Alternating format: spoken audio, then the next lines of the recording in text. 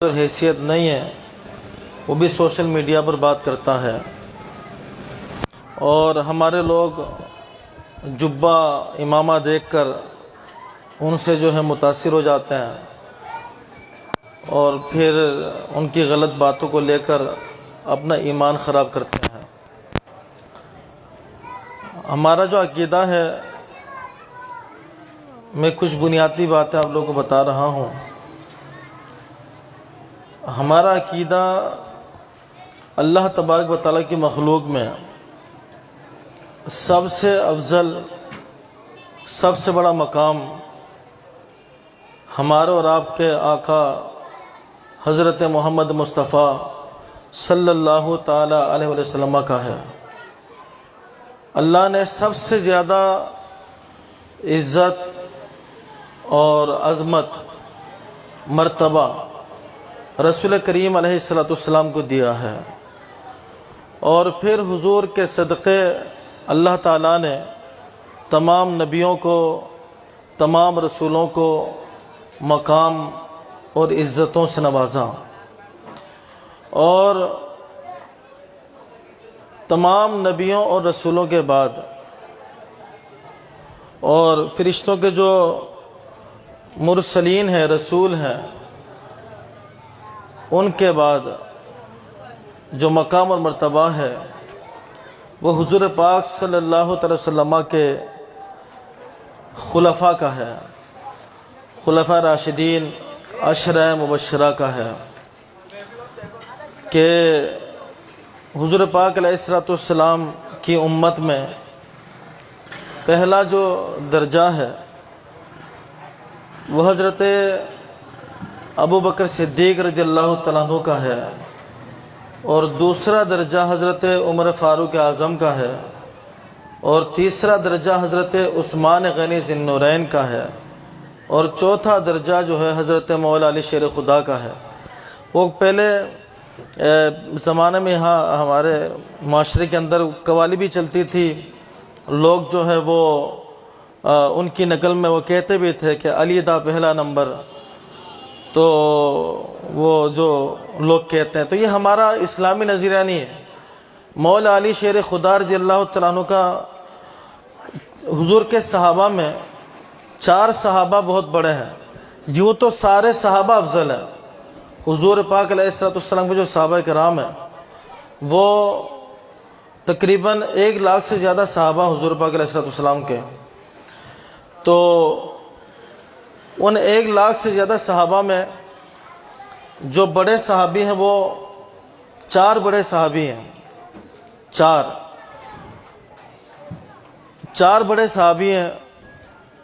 تو پہلا جو درجہ ہے ان 4 میں نے جیسا آپ سے کہا حضرت ابوبکر صدیق رضی اللہ تعالیٰ عنہ کا ہے، اور پھر عمر فاروق اعظم، پھر عثمان غنی ذی النورین، پھر مولا علی شیر خدا۔ یہ ترتیب ہے اسلامی۔ ہم اہل سنت کا اور تمام مسلمانوں کا یہ اعتقاد ہے، یہ اسلامی نظریہ ہے کہ حضور پاک علیہ السلام کے تمام صحابہ حق پر ہیں، تمام صحابہ اہل جنت ہیں، تمام صحابہ نبی کریم علیہ السلام کے دین کے ستارے ہیں،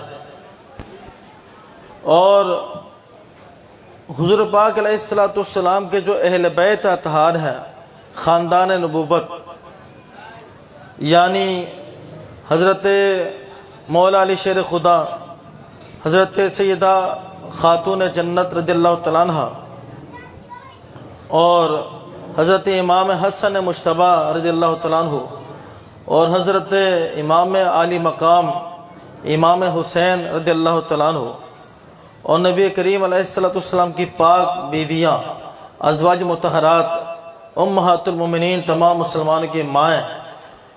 تو حضور کا جو اہل بیت ہے، حضور کے اہل بیت اطہار، حضور پاک علیہ السلام کا جو خاندان ہے، یہ امت مسلمہ کے لیے، تمام مسلمانوں کے لیے نجات کی کشتی ہے، نجات کی کشتی ہے۔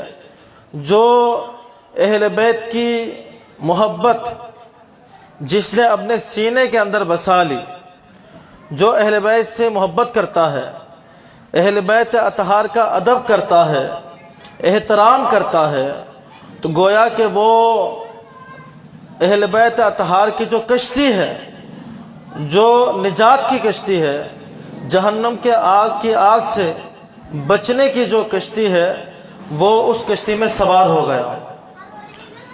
اور پھر جو صحابہ کرام کا ادب کرتا ہے، صحابہ سے پیار کرتا ہے، صحابہ سے محبت کرتا ہے، تو اس نے جو دین کا جو صحیح راستہ ہے اس راستے کو پا لیا۔ اور یہ دونوں چیزیں لازم ہے، دونوں چیزیں ضروری ہیں کہ صحابہ کا ادب بھی ضروری ہے، صحابہ کا احترام بھی ضروری ہے، اور اہل بیت اطہار کی محبت اور ادب بھی ضروری ہے۔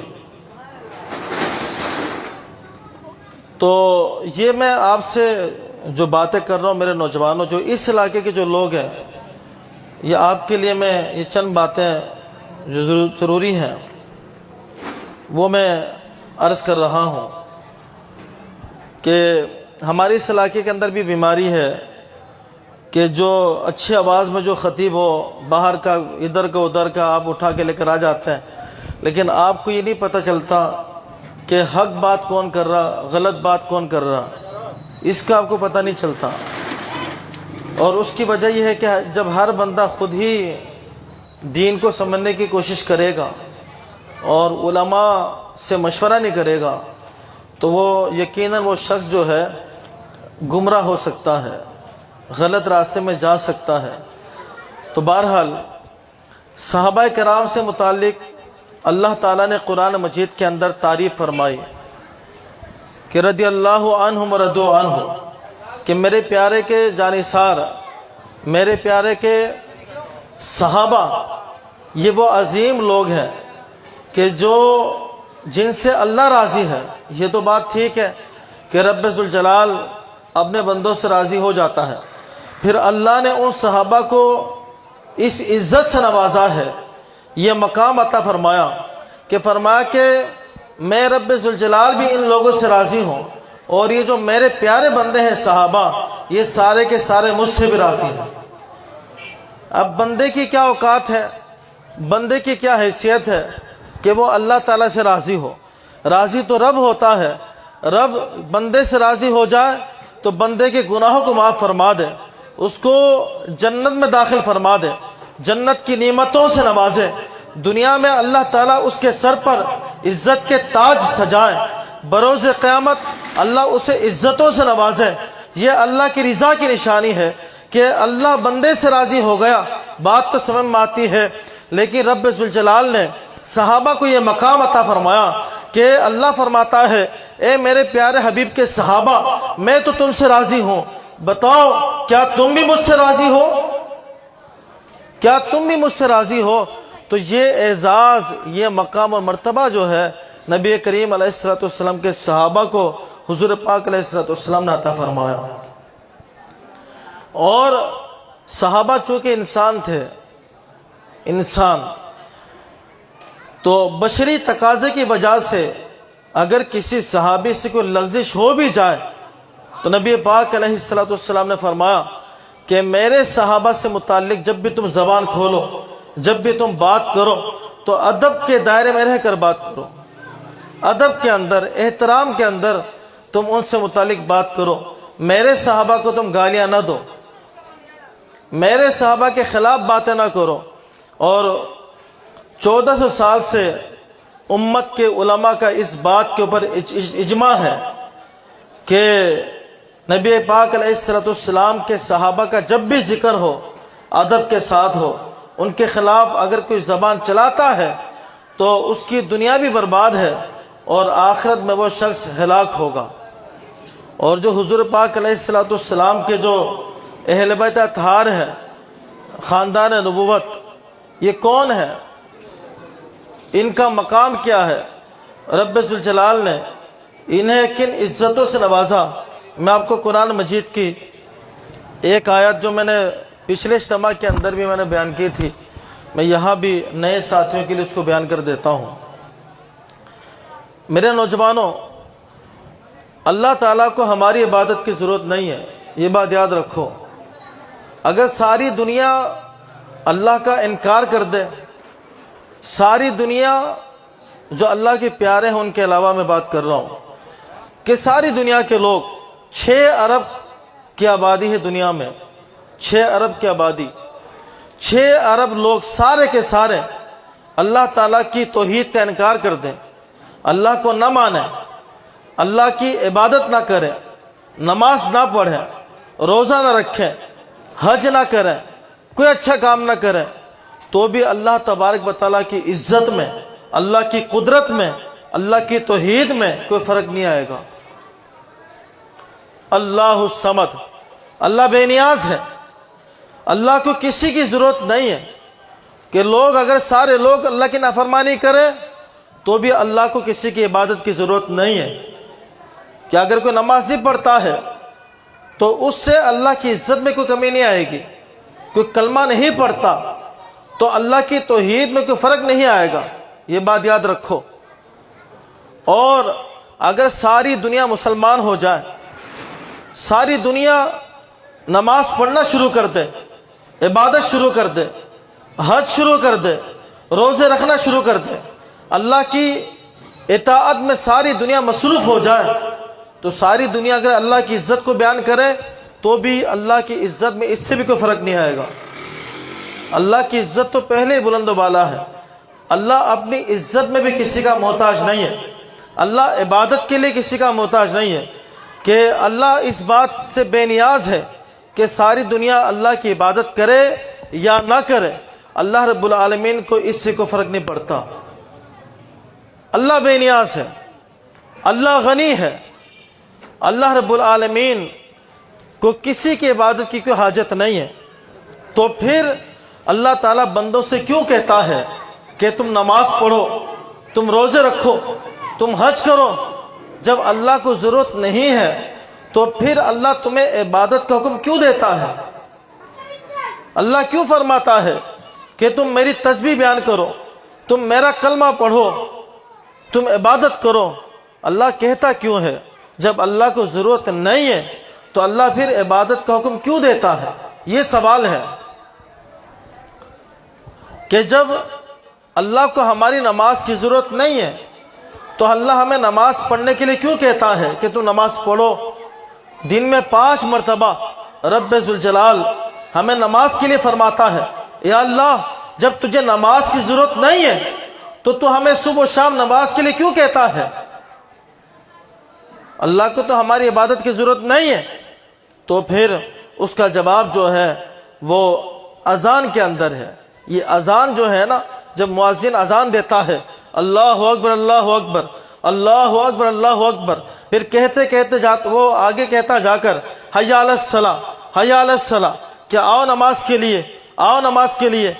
زبان تو مؤذن کی ہوتی ہے، زبان مؤذن کی ہوتی ہے اور آواز مؤذن کی ہوتی ہے جو اذان دیتا ہے مسجد میں، لیکن اللہ قرآن میں کہتا ہے کہ یہ اذان اور آواز مؤذن کی ہوتی ہے لیکن پکار اللہ رب العالمین کی ہوتی ہے۔ یہ پکار اللہ کی طرف سے ہوتی ہے۔ اللہ بندوں کو 5 مرتبہ پکارتا ہے روزانہ۔ فجر کے وقت اللہ پکارتا ہے، دوپہر کے وقت، ظہر کے وقت اللہ پکارتا ہے، عصر کے وقت اللہ پکارتا ہے، اللہ بلاتا ہے لوگوں کو۔ آپ کو جو اذان کی آواز آتی ہے وہ انسان کی آواز آتی ہے، لیکن اس کے پیچھے جو پکار ہے، بلاوا ہے، وہ رب ذوالجلال کا ہے۔ تو پھر اسی اذان کے اندر اگر آپ اذان پڑھتے جائیں کہ اللہ اکبر اللہ اکبر، تو اس کا معنی اللہ سب سے بڑا ہے۔ اشہد ان لا الہ الا اللہ، کہ میں گواہی دیتا ہوں اللہ کے سوا کوئی معبود نہیں۔ اشہد ان محمد رسول اللہ، کہ میں گواہی دیتا ہوں محمد مصطفیٰ صلی اللہ علیہ وسلم اللہ کے رسول ہیں۔ بات یہاں تک ختم ہو گئی کہ تم نے اذان کے اندر اللہ کی توحید کی گواہی دی، رسول کریم علیہ السلام کے سچے نبی ہونے کی گواہی دی ہے۔ بات ختم ہو گئی۔ اس کے بعد آگے اللہ فرماتا ہے یہ جو اذان ہے رب کی طرف سے ہے، حی علی الصلاۃ، آؤ نماز کی طرف، آؤ نماز کی طرف۔ یا اللہ جب تجھے نماز کی ضرورت نہیں ہے تو ہمیں نماز کے لیے کیوں بلاتا ہے؟ تو اللہ فرماتا ہے حی علی الفلاح، حی علی الفلاح، میں تمہیں نماز کے لیے حکم اس لیے دے رہا ہوں، اگر تم نماز پڑھو گے تم دنیا اور آخرت میں کامیاب ہو جاؤ گے۔ یعنی نماز اللہ کی، فائدہ تمہارا۔ آج لوگ کہتے ہیں نا، لوگ پریشان ہوتے ہیں کاروبار کے حوالے سے یا گھر کے معاملات کے حوالے سے، زندگی تنگ ہو جاتی ہے، تو کبھی کسی بابے کے پاس چلے گئے، کبھی کسی اور کے پاس چلے گئے کہ ایک تعویذ دے دیں کہ ہمارا کاروبار اچھا ہو جائے گا، ہماری بیماریاں دور ہو جائیں گی، ہمارے گھر میں خیر و برکت آ جائے، تعویذ دیں، بابا دم کر دیں، پانی دم کر کے دے دیں، یا کسی جادوگر کے پاس چلے گئے، اس سے 5-6 ہزار کا تعویذ لے لیا، اسے جادو کاٹ دیا اور پیسے اس کو ہم نے دے دیے۔ کبھی کبھی ایسا ہوتا ہے کہ جناب جو اپنے کام کے لیے جاتا جو ہوتا وہ بھی سارا دے دیتا ہے اور اس سے بھی خالی ہو جاتا ہے، اور تب بھی پھر لوگوں سے وہ کہتا پھرتا ہے تعویذ بھی لیا، دم بھی کروا لیا، مزار پہ بھی چلا گیا، بابے کے پاس بھی گیا، لیکن مسئلہ تو حل ہی نہیں ہو رہا۔ تو پھر ہمیں دیکھنا ہوگا کہ جب کنواں ناپاک ہو جائے، کنویں کے اندر جب کتا گر جائے، کنواں جب ناپاک ہو تو کہیں ایسا تو نہیں ہے اب کنویں کا سارا پانی نکال رہے پھر دوبارہ پانی آ گیا، پھر کہہ رہے پانی سے بدبو آ رہی ہے، تو کہیں ایسا تو نہیں ہے آپ بار بار پانی نکال رہے ہیں، کتا اندر ہی پڑا ہوا ہے۔ پانی کنویں کو پاک کرنے کے لیے اس گندگی کو باہر نکالنا ہوگا۔ اسی طریقے سے جب آپ پریشان ہوتے ہیں تو آپ کو غور کرنا ہوگا کہ میں نے تعویذ بھی لیا، دم بھی کروا لیا، مزار پہ بھی چلا گیا میں، لیکن مجھے کوئی فائدہ نہیں ہو رہا، تو غور کرنا ہوگا کہ خرابی کہاں پر ہے، بیماری کہاں ہے۔ کہیں آپ بے نمازی تو نہیں ہے، آپ کہیں نماز سے دور تو نہیں ہے، آپ کہیں نماز پڑھنے کے حوالے سے سست تو نہیں ہے۔ اگر کہیں یہ خرابی موجود ہے تو پھر یہ ایسا ہے جیسے کنویں کے اندر کتا پڑا ہوا ہے، آپ بار بار پانی نکالتے ہیں تب بھی پانی سے بدبو آتی ہے، پانی پاک نہیں ہوتا، اس لیے کہ کتا اندر پڑا ہوا ہے۔ اور اسی طرح جب آپ کی زندگی کے اندر چینجنگ نہیں آتی، خیر نہیں آتی، بھلائی نہیں آتی، تو آپ کو غور کرنا پڑے گا کہ آپ کی ذات کے اندر کوئی خرابی تو نہیں ہے، اور وہ خرابی یہی ہے۔ میرے آقا کریم علیہ السلام نے فرمایا، نماز کی بات آ گئی، میں تھوڑی سی بات کر دیتا ہوں۔ ایک طرف آپ کے پاس سارا تعویذ اچھی چیز ہے، تعویذ اگر خیر کے ساتھ ہو، اچھے کلمات ہو تو اچھا ہے، لیکن تعویذ یہ بعد میں ہے۔ پہلے کیا ہے؟ اللہ کی عبادت۔ رب ذوالجلال نے نماز پڑھنے کا حکم کیوں دیا؟ اسی لیے دیا ہے کہ حی علی الفلاح، کہ نماز پڑھو گے تو تم کامیاب ہو جاؤ گے، تمہاری کامیابی اسی میں ہے۔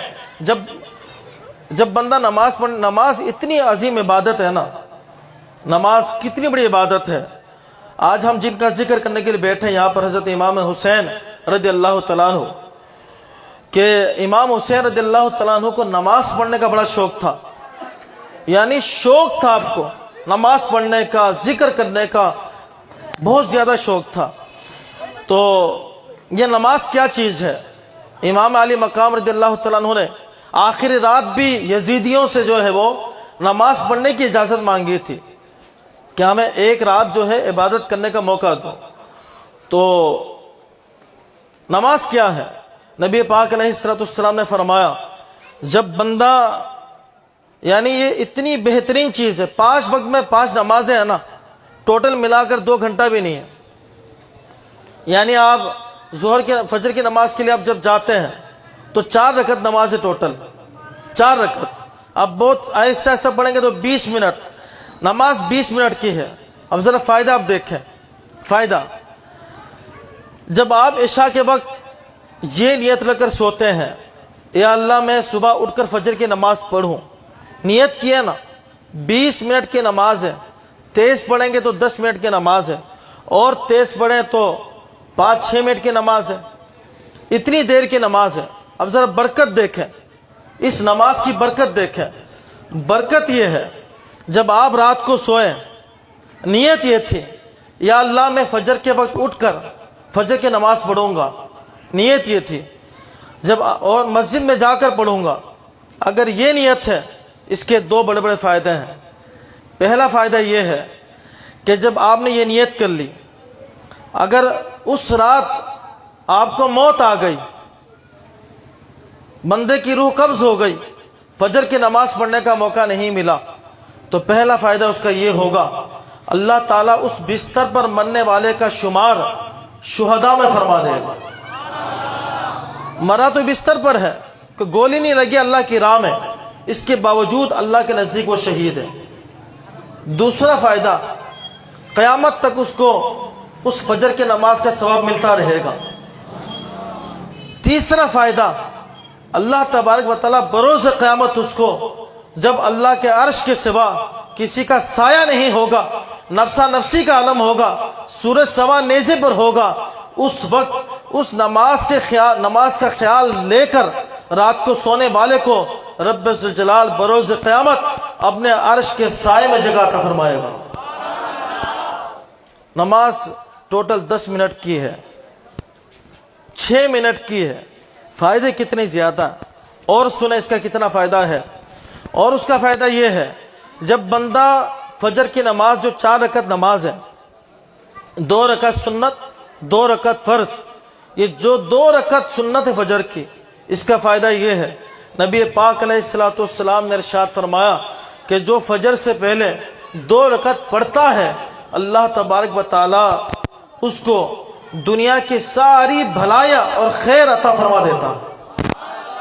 اب بتاؤ، جو شخص پابندی کے ساتھ فجر کی نماز پڑھے تو اس کے کاروبار میں برکت ہوگی نہیں ہوگی، اس کے گھر میں برکت ہوگی نہیں ہوگی، اس کی بیماریاں دور ہوں گی نہیں ہوں گی۔ تو معاملات تو یہ سارے کہ عبادت، کہ اللہ کی عبادت کا فائدہ کس کو ہے؟ ہمیں ہے۔ تو رب ذوالجلال نے اگر ہمیں نماز پڑھنے کا حکم دیا، وہ اسی لیے دیا ہے، اے میرے بندو، جب تم نماز پڑھتے ہو تو تمہیں اس کا فائدہ دنیا میں بھی ملتا ہے اور بروز قیامت بھی ملے گا۔ فائدہ بندے کا ہے، رب ذوالجلال کا نہیں۔ اللہ ہماری عبادت کا محتاج نہیں ہے۔ اور دوسری طرف میں یہاں ایک چیز اور کلیئر کر دوں کہ یہ تو 6 منٹ کی عبادت، سبحان اللہ، اللہ اکبر کبیرہ، کہ اللہ کی شان کتنی عظیم ہے، اللہ کتنا اپنے بندوں پر مہربان ہے کہ تمہارے 6 منٹ کی جو عبادت ہے، رب ذوالجلال اس 6 منٹ کے بدلے میں تمہیں کتنی عزتوں سے نواز رہا ہے۔ جنت کا وعدہ بھی ہے، اللہ کے عرش کا وعدہ بھی ہے، خیر کا وعدہ، بھلائی کا وعدہ، نہ جانے کائنات کی کتنی بھلائیاں ان 6 منٹ کی عبادت میں ہے۔ اور دوسری طرف ایک بندہ 40 سال تک محنت کرتا ہے، 40 سال محنت کرتا ہے، صبح و شام محنت کرتا ہے، اربوں خربوں روپیہ کما لیتا ہے کہ وہ ارب پتی خرب پتی بن جاتا ہے۔ تو اتنی دولت جمع ہونے کے بعد اس کا فائدہ دنیاوی اعتبار سے کوئی نہیں ہے، بلکہ اس کا نقصان ہی ہو سکتا ہے کہ یہ دولت کمانے والا شخص اگر یہ دولت چھوڑ کر دنیا سے چلا جائے اور اولاد نے اگر اس دولت کے ذریعے سے گناہوں کا کام شروع کر دیا تو ان گناہوں کی نحوست، اس دولت کی جو نحوست ہے، اس بندے کو قبر میں بھی ملتی رہے گی۔ تو جس دنیا کے پیچھے ہم بھاگ رہے ہوتے ہیں نا، جس دنیا کے پیچھے، اس کا تو کوئی فائدہ نہیں ہے، اس کا کوئی مقصد نہیں ہے۔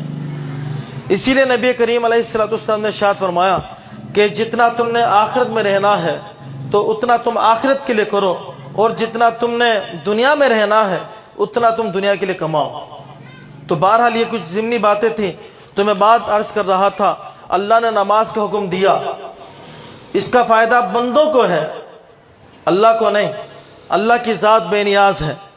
ابو جہل نے اللہ کی عبادت نہیں کی تو اللہ کی عزت میں کوئی فرق نہیں آیا، اللہ کی توحید میں کوئی فرق نہیں آیا۔ اور بزرگوں نے جب اللہ کی عبادت کی، اللہ نے انہیں عزتوں سے نوازا، لیکن اس سے اللہ کی عزت میں کوئی فرق نہیں آتا۔ اللہ کی عزت تو، اللہ عزتیں دینے والا اللہ ہے، عزت تو دیتا ہی اللہ ہے، تو اللہ کی عزت کون بڑھا سکتا ہے؟ تو اسی طرح نبی کریم علیہ السلام کے اہل بیت اطہار، امام علی مقام، امام حسین رضی اللہ تعالیٰ عنہ اور حضرت امام حسن رضی اللہ تعالیٰ عنہ، حضور کا جو خاندان ہے، اس سے محبت کرنے کا حکم رب ذوالجلال نے دیا ہے۔ رب ذوالجلال نے قرآن مجید میں اللہ پاک نے ارشاد فرمایا کہ اے حبیب آپ ارشاد فرما دو قل لا اسألکم علیہ اجرا الا المودۃ فی القربى۔ میں آج یہاں کچھ چیزیں بہت کلیئر کرنا چاہوں گا آپ لوگوں کے سامنے۔ ہمارے بہت سارے لوگ جو ہیں، دیکھیں جو بزرگ پیر ہے نا، جو باشرہ پیران نظام ہے، اولیاء کرام ہے، وہ تو ہمارے سر کے تاج ہے، وہ ہمارے سر کے تاج ہے۔ ہمارا مصیبت یہ ہو گئی ہے کہ کوئی ایرا غیرہ جس کی کوئی دکان نہیں چلتی وہ پیر بن جاتا، جس کی دکان نہیں چلتی وہ تعویذ دینا شروع کر دیتا۔ تو تعویذ بہترین کاروبار ہے، پیر بن جاؤ بھی بڑے سے بڑا کاروبار ہے کہ پیروں کی تقدیر بدلے نہ بدلے، لیکن یہ مرید جو ہے پیر کا نصیب بدل دیتے ہیں، پیر کی قسمت جگہ دیتے ہیں، نذرانے اچھے مل جاتے ہیں، معاملات اچھے ہو جاتے ہیں۔ تو پیر بننے کا کاروبار بڑا پیارا ہے اور تعویذات کا کاروبار بڑا پیارا ہے۔ جو اچھے پیر ہیں میں ان کی بات نہیں کر رہا، جعلی 2 نمبر پیروں کی بات کر رہا ہوں۔ اور پھر یہ لوگ ان چیزوں کے لیے وہی نقلی کام کرتے ہیں۔ جیسے کوئی بندہ دکان کے اندر جب نقلی مال بیچتا ہے نا، تو اس کے اوپر ڈبہ اور شوپر جو ہے وہ اوریجنل کمپنی کا لگاتا، اوریجنل کمپنی کا، اندر پتہ نہیں کیا کچرا ہے۔ تو جب بندہ جا کر گھر پہ کھولتا تو کچرا نکل آتا۔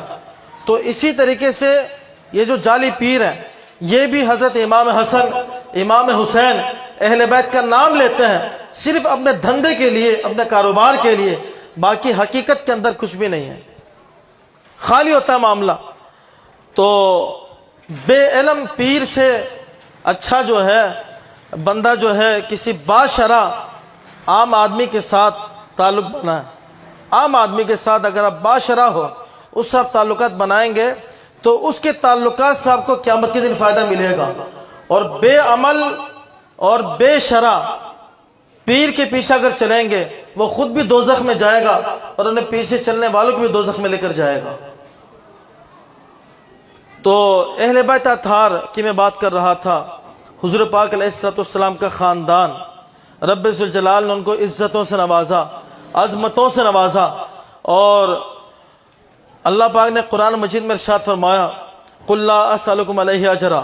اے حبیب آپ اپنی زبان سے ارشاد فرما دیں، اے ایمان والو میں نے تمہیں ایمان دیا، کفر کے اندھیرے سے نکال کر ایمان کی روشنی تمہیں دی ہے، تمہارے سینے کے اندر ایمان کا نور داخل کیا، تم جہنم کے کنارے پر کھڑے تھے، میں نے تمہیں تمہارے کمر بند سے پکڑ کر جہنم کے کناروں سے بچا لیا اور جنت کی دہلیز تک میں نے تمہیں پہنچا دیا، تمہیں اللہ کی عبادت پر لگا دیا، تمہیں میری شفاعت کی دہلیز تک میں نے پہنچایا، تمہیں ہر طرح کی جو آخرت کے جو معاملات ہیں میں نے تمہارے لیے آسان کر دیے۔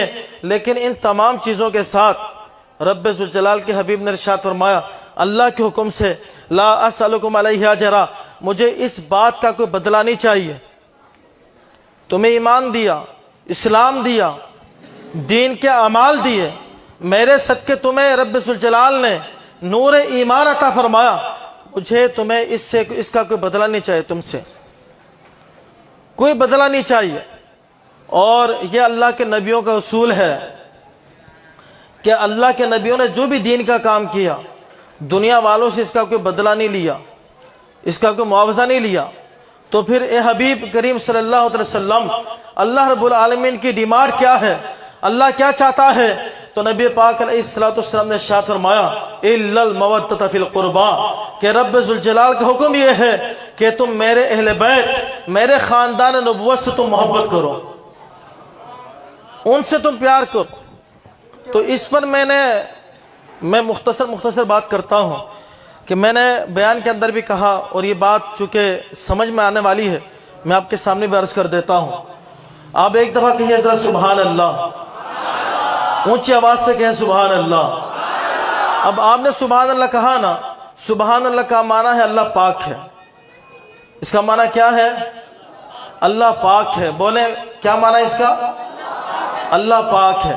سبحان اللہ، اللہ پاک ہے۔ اللہ کیا ہے؟ پاک ہے۔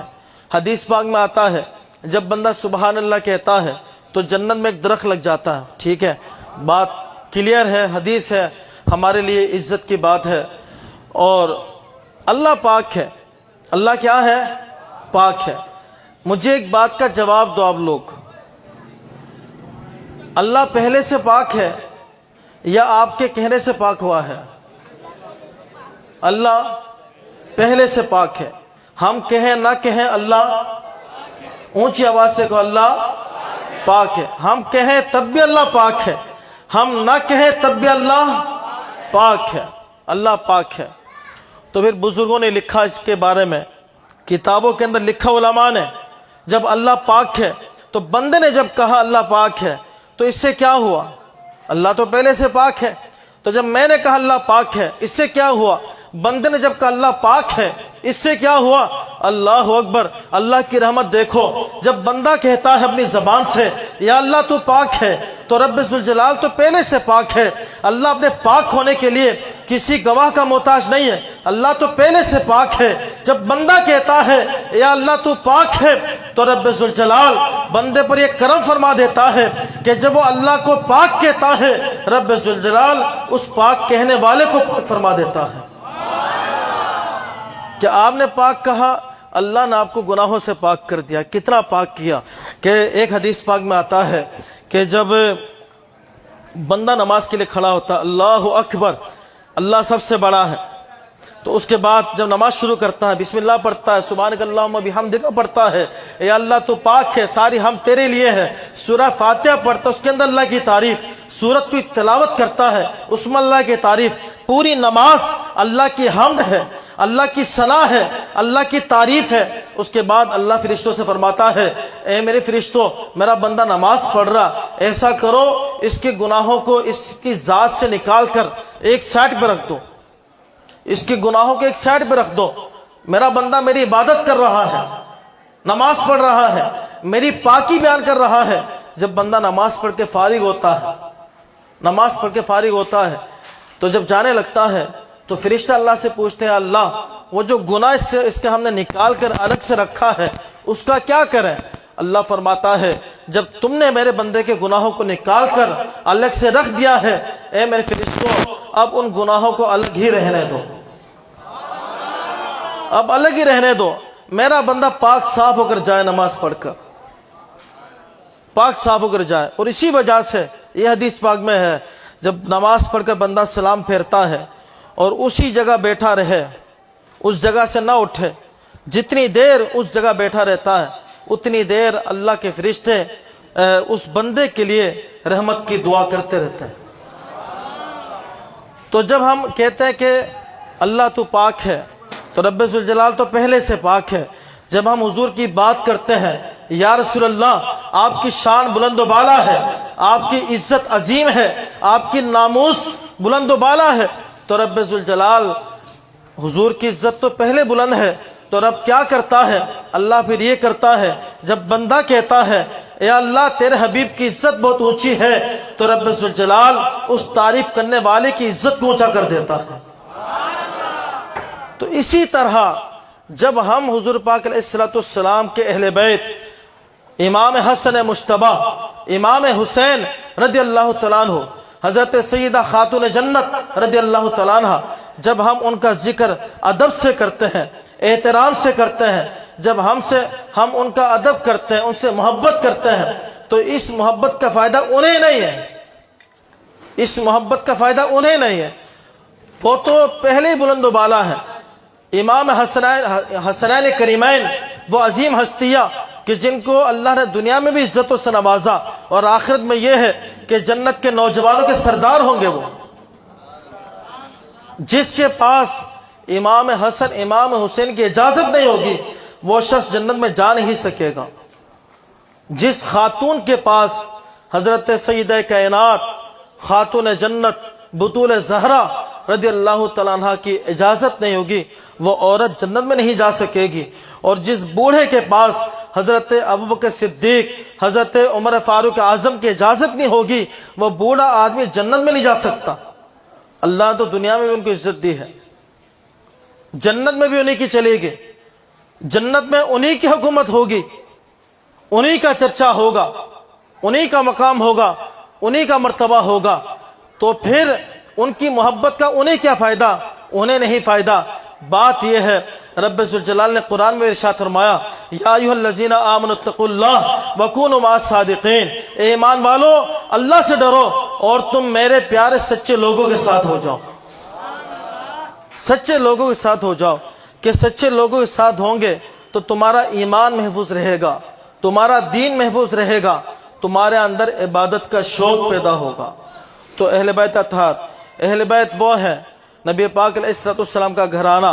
हज़रत इमाम हसन, इमाम हुसैन वो है नबी करीम अलैहिस्सलाम ने इरशाद फरमाया, अहब्बल्लाहु मन अहब्बा हुसैना, कि अल्लाह उससे मोहब्बत फरमाता है जो मेरे हुसैन से मोहब्बत करता है। और मेरा आका करीम अलैहिस्सलाम ने यह भी इरशाद फरमाया, अल्लाहुम्मा हाउलाई अहलु बैती, या अल्लाह ये मेरे अहले बैत हैं। और एक हदीस में इरशाद फरमाया, अल्लाहुम्मा अहिब्बा मन अहब्बा हुसैना, या अल्लाह तुझसे मोहब्बत फरमा जो हुसैन से मोहब्बत करता है। और ये भी हदीस पाक में है कि जो हसनैन करीमैन से मोहब्बत करता है रब्बे जुल जलाल उससे मोहब्बत फरमाता है। तो हुजूर का फरमा देना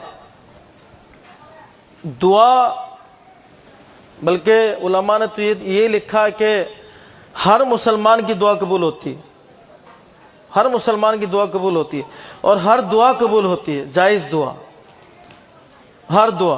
तो आप कहेंगे मैं दुआ करते अल्लाह मुझे सुबह इतना पैसा दे दे, तो मेरे पास तो कुछ होता ही नहीं है। मैं दुआ करते अल्लाह बीमारी दूर कर दे, तो बीमारी तो जाती नहीं है, तो दुआ कहाँ कबूल हुई? तो उसका जवाब ये है कि कुछ दुआएं उनका नतीजा अल्लाह दुनिया में फ़ौरन दे देता है, कुछ का नतीजा देर से देता है, और कुछ दुआएं कबूल करके उनका जो फ़ायदा होता है अल्लाह उस बंदे के लिए क़यामत के दिन के लिए संभाल के रखता है। दुआ आपकी हर एक कबूल होती है, इसलिए दुआएं कसरत से मांगा करो अल्लाह की बारगाह में, अल्लाह से ज़्यादा मांगा करो, इसलिए कि हर मोमिन की हर दुआ कबूल होती है, हर दुआ। फ़ायदा आपको कब मिलेगा यह अल्लाह का फ़ैसला है कि कभी जल्दी, कभी देर से, या कभी ताख़िर से, या फिर बरोज़ क़यामत। तो ये मैंने चंद बात आपके सामने की है हुज़ूर पाक अलैहिस्सलाम के बैत के हवाले से। अब मैं वाक़या करबला के हवाले से 2-3 बात अर्ज़ कर देता हूँ। मैं पूरा वाक़या बयान नहीं करूँगा, टाइम लंबा हो जाएगा।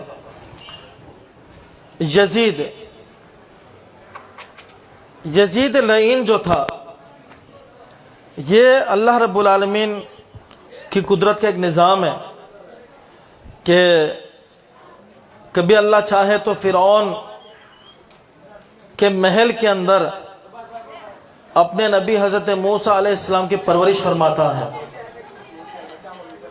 और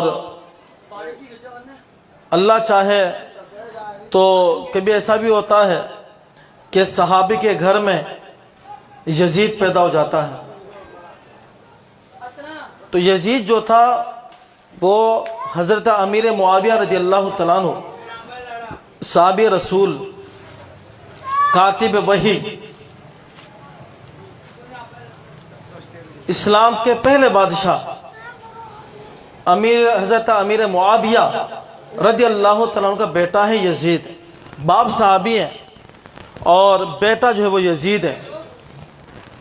तो मैं कुछ पैगाम देना चाहूँगा अपने नौजवानों को, ये 5-10 मिनट की गुफ्तगू करके, कि हज़रत इमाम हुसैन रज़ियल्लाहु तआला अन्हु को जब पता चला कि यजीद ने हुकूमत संभाल ली है हज़रत अमीर मुआविया रज़ियल्लाहु तआला अन्हु के विसाल के बाद, तो यजीद ने जो है वो पैगाम भेजा हज़रत इमाम हुसैन रज़ियल्लाहु तआला अन्हु की तरफ। वलीद नाम के गवर्नर मदीना थे, मदीने के गवर्नर, वो अच्छे आदमी थे, नेक आदमी। तो उनके थ्रू पैगाम भेजा कि आप इमाम हुसैन से कहें कि मेरी बैत करें और मेरी इताअत कबूल कर लें, मुझे अपना सरबरा मान लें, मुल्क का सरबरा। तो हज़रत इमाम हुसैन रज़ियल्लाहु तआला अन्हु के पास जब पैगाम आया, ये शाबान की 4 तारीख़ थी, रमज़ान से पहले शाबान का महीना है, तो शाबान की 4 तारीख़ थी। तो इस तारीख़ को ये पैगाम आया, दिन के वक्त पैगाम आया।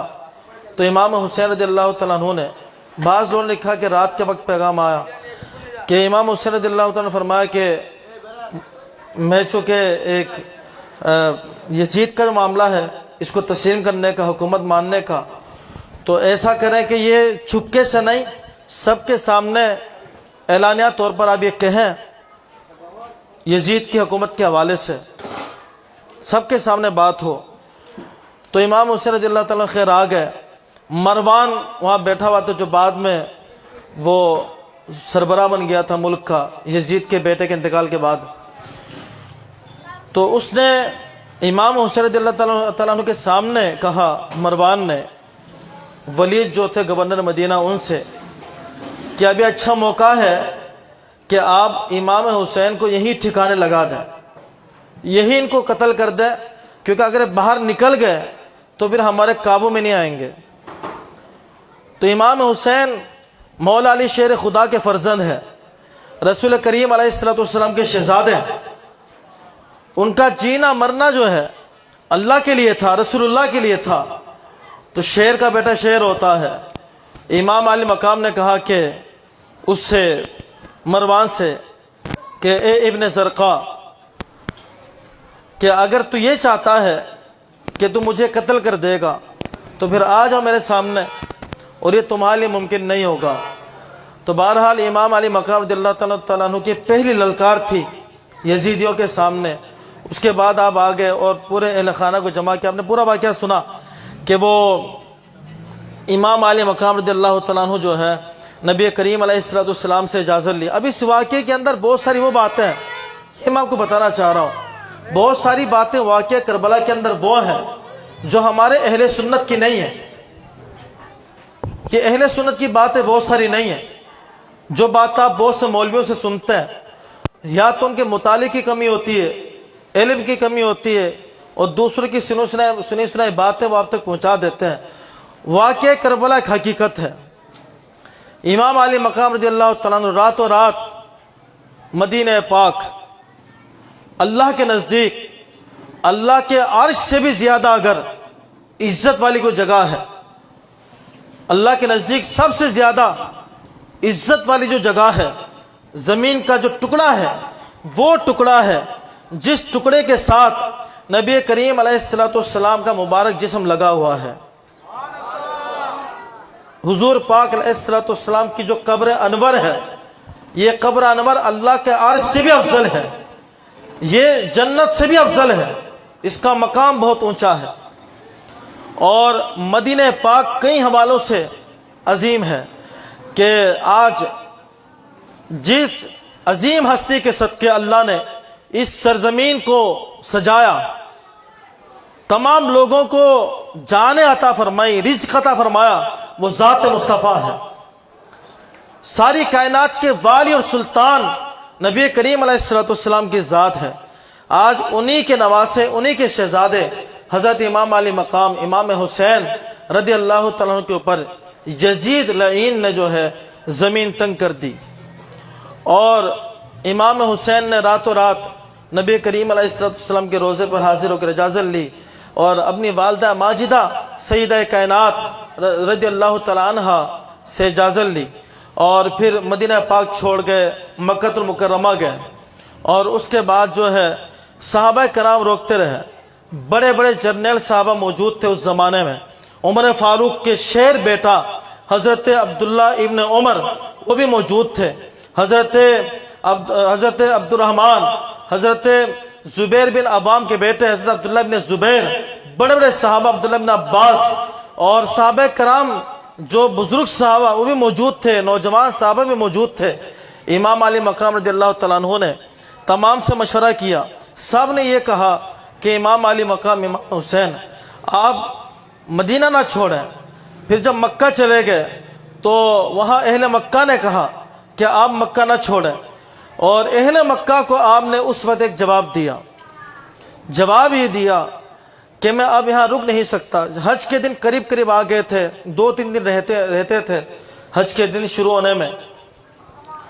تو صحابہ کے بیٹوں نے، مسلمانوں نے حضرت امام حسین رضی اللہ تعالیٰ عنہ سے عرض کی، حضور آپ کو ایسی کیا جلدی ہے کہ آپ حج کے دنوں میں بھی آپ یہاں نہیں رک رہے ہیں اور آپ کوفہ کی طرف جانے لگ رہے ہیں؟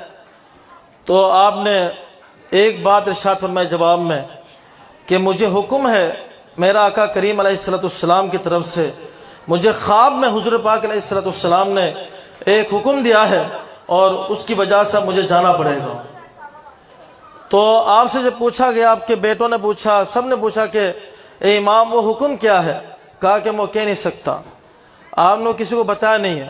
بہرحال ذی الحجہ کے مہینے میں جو ہے، ذی الحجہ شروع ہونے سے پہلے امام علی مقام مکہ المکرمہ بھی چھوڑ گئے۔ جب آپ سفر میں جانے لگے، آپ نے سنا ہوگا حضرت مسلم بن عقیل کو آپ نے بھیجا تھا کوفہ کی طرف کہ وہاں کی خبر گیری کرے، جب لوگ کہہ رہے ہیں تو ان کو جا کر پہلے سے بتا دو کہ امام حسین آ رہے ہیں۔ تو آپ نے وہاں سے خط لکھ دیا امام حسین رضی اللہ تعالیٰ عنہ کو، اے امام آپ آ جائیں، یہاں کے حالات بالکل پرامن ہیں اور سارے لوگ آپ سے بیعت کرنے کے لیے بےتاب ہیں۔ دنیا کی تاریخ بڑی عجیب ہے میرے نوجوانوں۔ آگے چلیے، میں پھر آگے بات کروں گا آپ سے کہ وہ پھر یزید کو وہاں خبر مل گئی کہ کوفہ کے اندر تو سارے لوگ مسلم بن عقیل رضی اللہ تعالیٰ کے ساتھ ہو گئے، امام حسین کی حکومت اور آپ کی بیعت کے لیے لوگ تیار ہو گئے۔ تو یزید نے عبید اللہ ابن زیاد کو، جو کہ ایک ظالم قسم کا انسان تھا، اس کو بھیجا کوفہ میں گورنر کوفہ بنا کر۔ تو وہ کوفہ پہنچا اور یہاں سے حضرت مسلم بن عقیل کو اس نے بھی شہید کروا دیا اور لاشیں جو ہیں، لاش کو اس نے گلیوں میں گھسیٹا۔ تو امام علی مقام رضی اللہ تعالیٰ کو راستے میں خبر مل گئی کہ حضرت مسلم بن عقیل کو جو ہے وہ شہید کر دیا گیا۔ تو اس کے بعد امام حسین رضی اللہ تعالیٰ عنہ نے سفر یہاں روکا نہیں ہے، پھر آپ نے سفر کو آگے جاری رکھا اور کلبرا سے پہلے آپ قریب پہنچ گئے۔ تو وہاں جو ہے یزیدی فوج کا ایک لشکر موجود تھا، 1000 افراد یزیدی فوج کے، وہ انتظار میں تھے۔ میری باتوں کو ذرا غور سے سننا، میں کچھ بات آپ کو بتانا چاہ رہا ہوں۔ انہوں نے مجھے بلایا تھا، آدھے تھے نبی کریم علیہ السلام کے پھول، تو وہ ان کے لیے کیسے ہو سکتا کہ ہم نے کہا کہ اچھا اس لشکر کے اندر وہ لوگ بھی موجود تھے کہ جو جنہوں نے خط لکھے وہ بھی موجود تھے، ان سب نے بیک زبان کہا، یا تو کوئی خاموش تھے یا پھر سب نے کہا کہ جی ہم نے تو آپ کو کوئی خط نہیں لکھا، ہم نے تو آپ کو نہیں بلایا۔ تو حضرت امام علی مقام رضی اللہ تعالیٰ عنہ نے یزید بن عزیز سے کہا کہ پھر آپ ایسا کرنے پر کریں کہ اگر یہ اسلام کا طریقہ کار ہے، اسلامی ایک اصول ہوتا ہے، اسلام دین کا نام ہے، اسلام جذبات کا نام نہیں ہے کہ جذبات والا معاملات نہیں ہوتے۔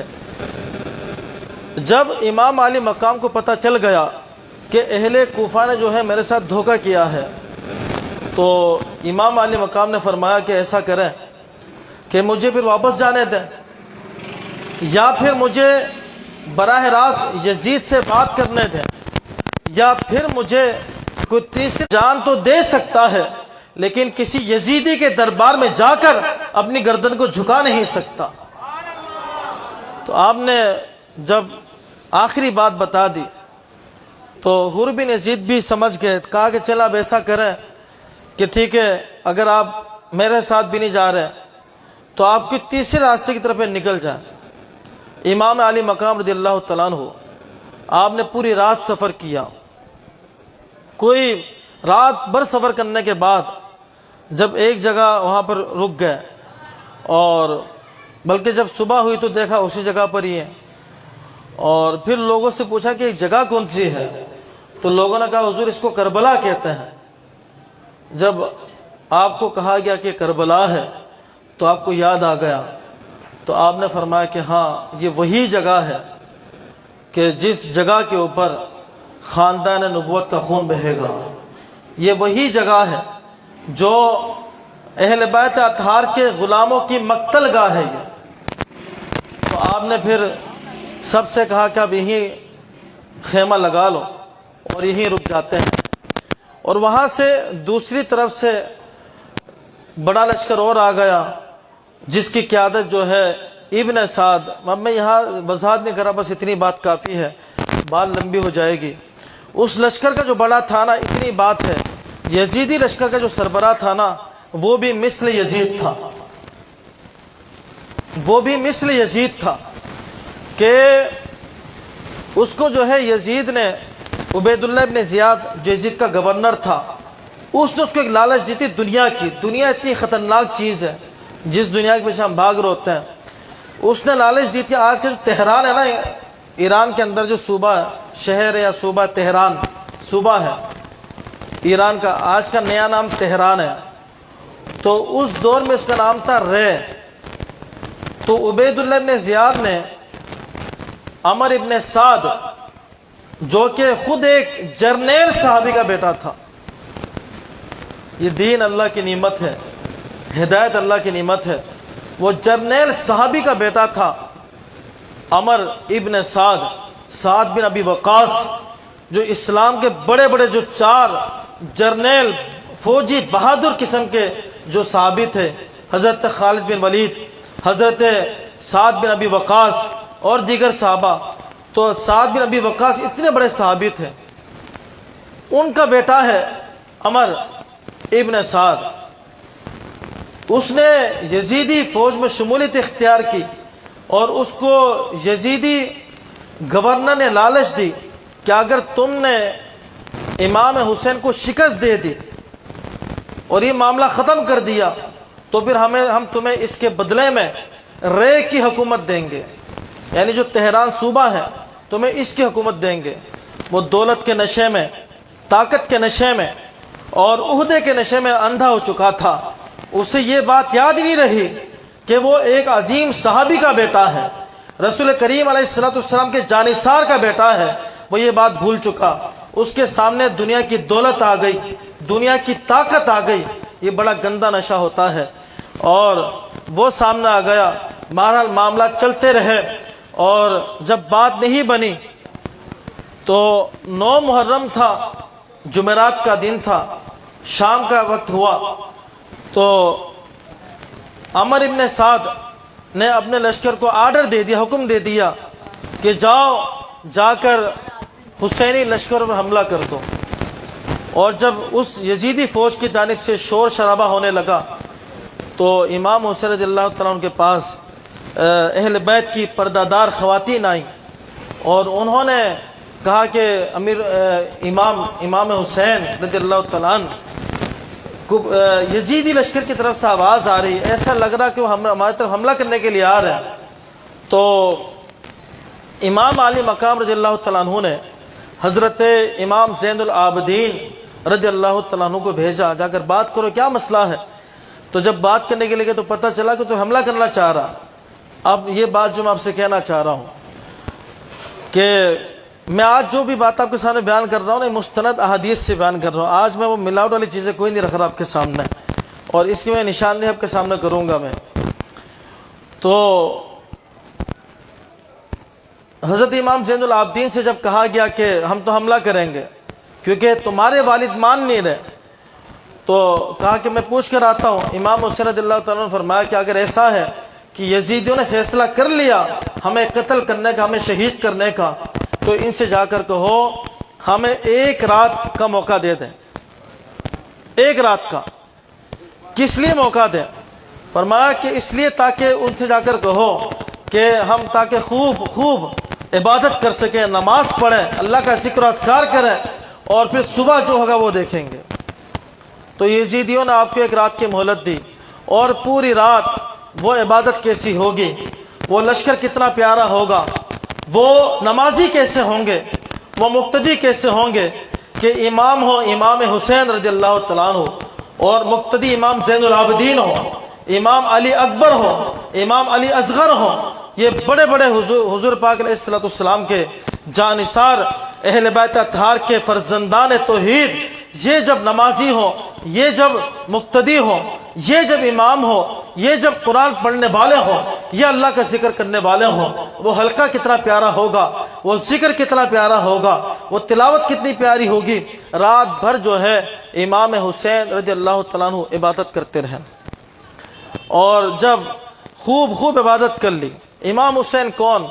امام حسین اس ماں کے بیٹے ہیں، اس عظیم خاتون کے بیٹے ہیں کہ جنہوں نے اللہ سے دعا کی تھی، اس خواہش کا اظہار کیا تھا، یا اللہ کبھی تو ایک رات ایسی ملے، کبھی تو ایک رات مجھے ایسی مل جائے کہ میں جی بھر کر تیری بارگاہ میں ایک سجدہ کر لوں۔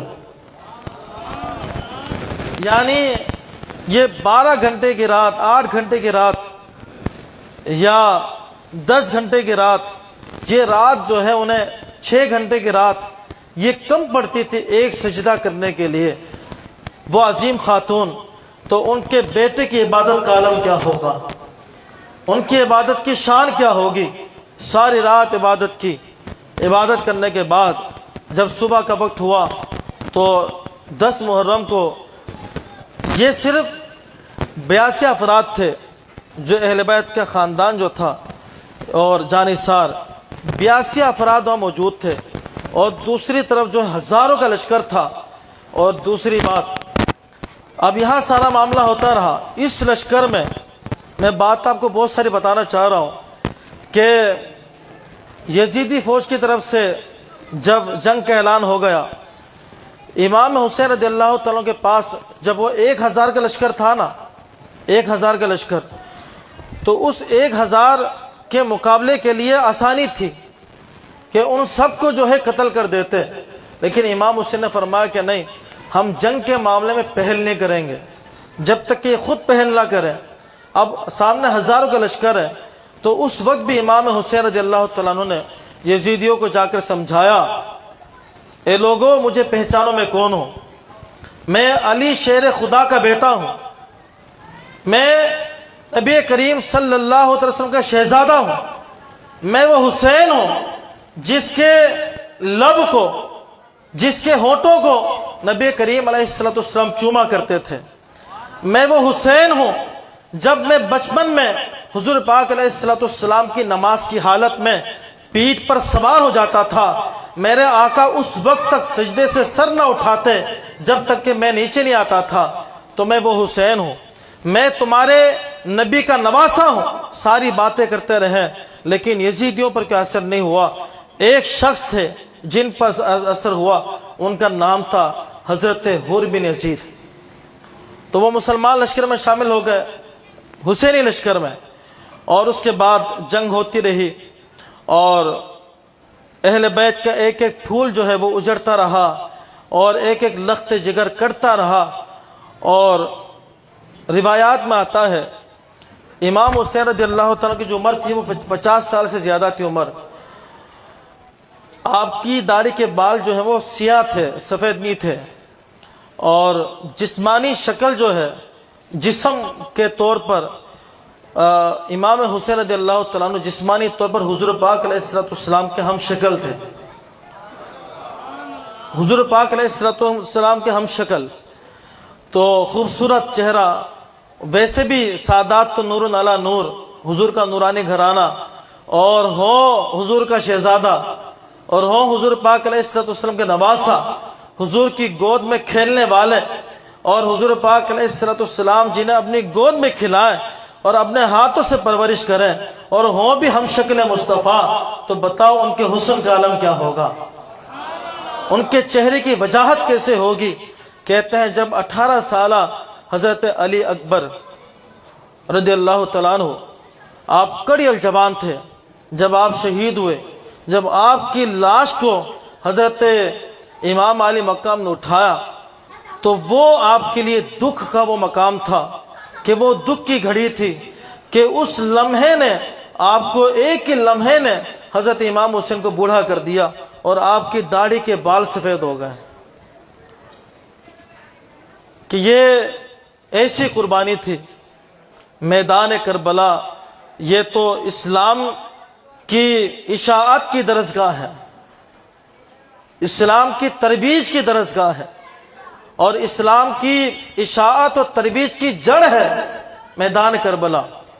تو بہرحال یہ کہ بات دیگر ہے، سارے کے سارے شہید ہوتے گئے۔ امام حسین رضی اللہ تعالیٰ نے پھر اتمام حجت کے لیے یزیدیوں کو سمجھایا، نہیں مانے، تو تو امام حسین رضی اللہ تعالیٰ عنہ نے بھی اللہ رب العالمین کی بارگاہ میں اپنی جان کا نذرانہ پیش کر دیا۔ اب یہ کربلا کا سارا جب معاملہ ختم ہوا، اب یہاں کچھ چیزیں ہیں جو میں آپ کو بتانا چاہ رہا ہوں۔ ایک تو وہ حضرت بی بی سکینہ رضی اللہ تعالیٰ کے حوالے سے باتیں کرتے ہیں لوگ کہ وہ گھوڑے سے چمٹ گئی تھی اور امام حسین رضی اللہ تعالیٰ عنہ کے سینے پر آ کر بیٹھ گئی تھی۔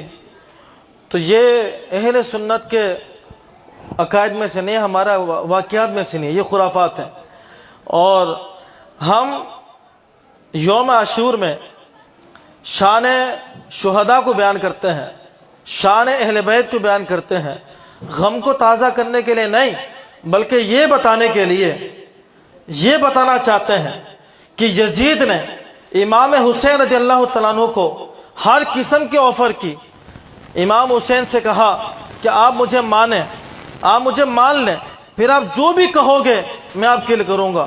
آپ کسی صوبے کی حکومت چاہیں گے میں آپ کو وہ دوں گا، دولت کے آپ کے لیے میں دولت کی تجوریاں کھول دوں گا، جتنے خزانہ آپ کو چاہیے آپ مجھ سے خزانے لے لیں، طاقت لیں، جو چیز آپ کو چاہیے آپ لے لیں، بس بات اتنی ہے کہ آپ مجھے تسلیم کریں، مجھے سربراہ مان لیں۔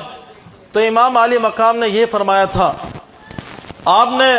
آپ کو معلوم تھا کہ یزید سے ٹکر لینے کا مطلب کیا ہوگا، لشکر اس کے پاس ہے، فوج اس کے پاس ہے، یہ سیدھا چڑھائی کرے گا، لڑائی کرے گا، یہ مجھے میرے خاندان کو شہید کر دے گا۔